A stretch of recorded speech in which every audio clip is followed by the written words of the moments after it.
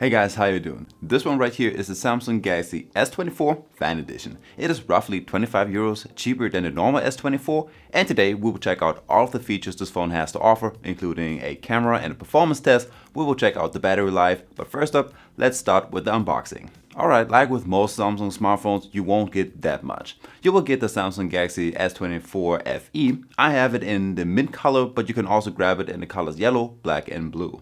There is a SIM pin, some paper stuff, and a USB Type-C charging cable, and that's it. No extra case and no charging brick. Up to the specs and the design. For 750 euros, you will get a great looking smartphone. The S24 FE has a 6.7-inch display and a rather slim bezel all around the phone.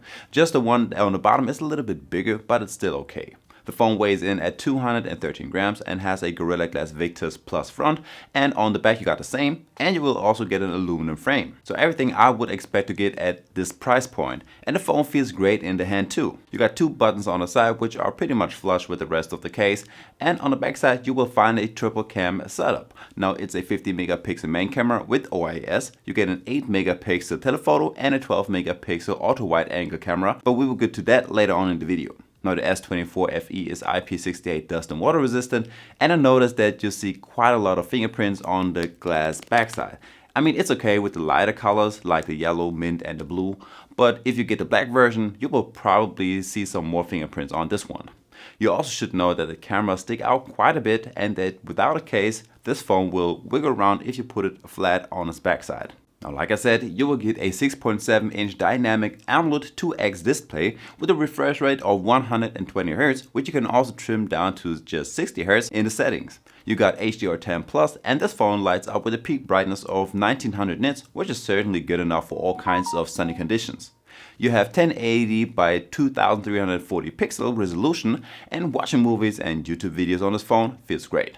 You got dark blacks, some very poppy and vivid colors, and especially animation films or cartoons will benefit from it since they are always so colorful. Also, if you don't like the selfie camera on top in your movies, there's a camera cutout feature in the display settings. So instead of having a little black dot up there, you will now have a long black bar across the top of your screen. Well, you gotta decide which looks better.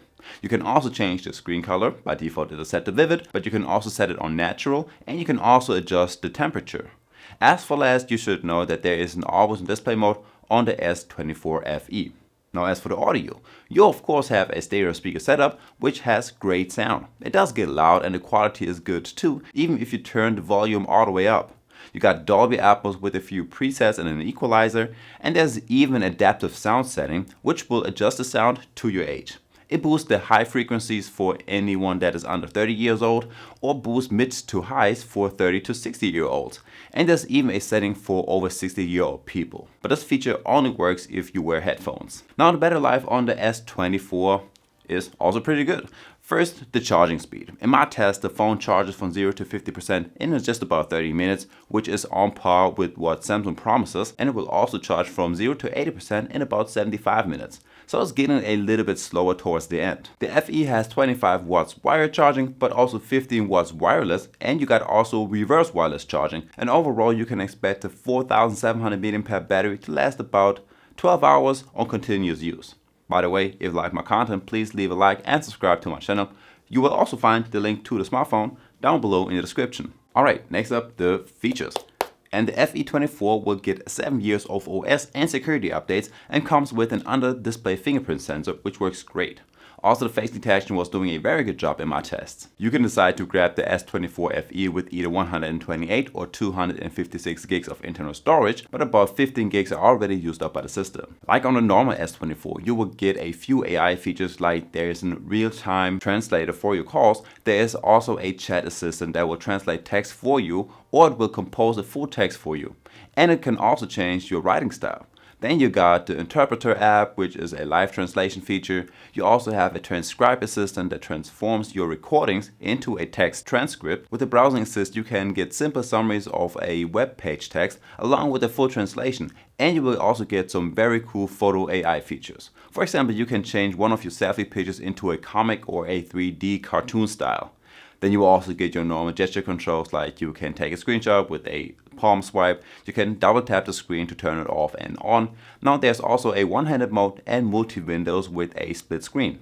On the S24 FE, you will get the normal safety and emergency features like there's an emergency SOS, earthquake and unknown alert, and there's even the silence notifications while driving feature. As for the performance and the gaming, the S24 FE is running on the Exynos 2400E chipset, and in combination with 8 gigs of RAM, this phone works great for your everyday working life. You can open up apps fast, there are no lags, and everything looks super smooth on it, thanks to the 120Hz display. Even gaming is no problem for the S24 FE. You have a game booster with the performance, standard and battery saving mode. You can take screenshots and screen record and also open up apps while playing. And with the performance mode enabled, you can play Genshin Impact on the highest graphics settings without any problems or lags.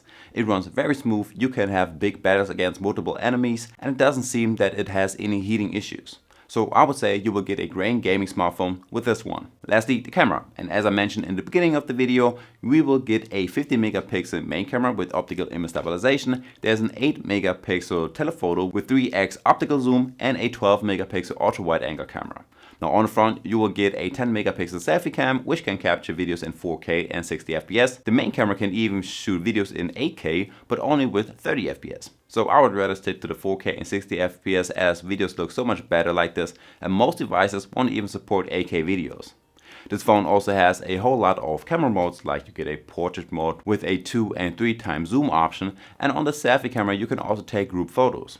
You have a night mode, a pro mode for your photos and videos, hyperlapse, and even more. Now as for your pictures, I really like all of them. The selfie camera is taking some very good pictures with a good depth of field. The separation between you and the background is solid, and you have good detail levels. The pictures with your main camera are also very good. You have some nice poppy and vivid colors. Pictures seem to be very bright, which is a good thing to me, and you also have a nice contrast. Between your normal and ultra wide angle pictures, there's basically no difference in the color, and just the detail level is a little bit lower, which you can see if you zoom in on the pictures, but if you leave them as they are, you will barely see a difference. You can also take some close-up shots and pictures look great. It is definitely one of the better smartphones out there when it comes to close-up shots. The OIS is also doing a very good job. You got a 30x zoom, and even here you can take some steady shots even though the quality of the pictures isn't that good. If you want to zoom in and still want to have good pictures, I would rather stick to a 2 to 3x zoom. The only bad thing I noticed about the camera is that it struggles with moving objects. It definitely had a hard time taking some snaps of my cats. By the way, I've also tested the normal Galaxy S24. Now that you know everything about the S24 FE, why don't you check out the normal version of it? Just click right here to get to the video. Also, don't forget to leave a like and subscribe to my channel for more tech reviews. And I guess with that one being said, I will see you in the next one. Peace.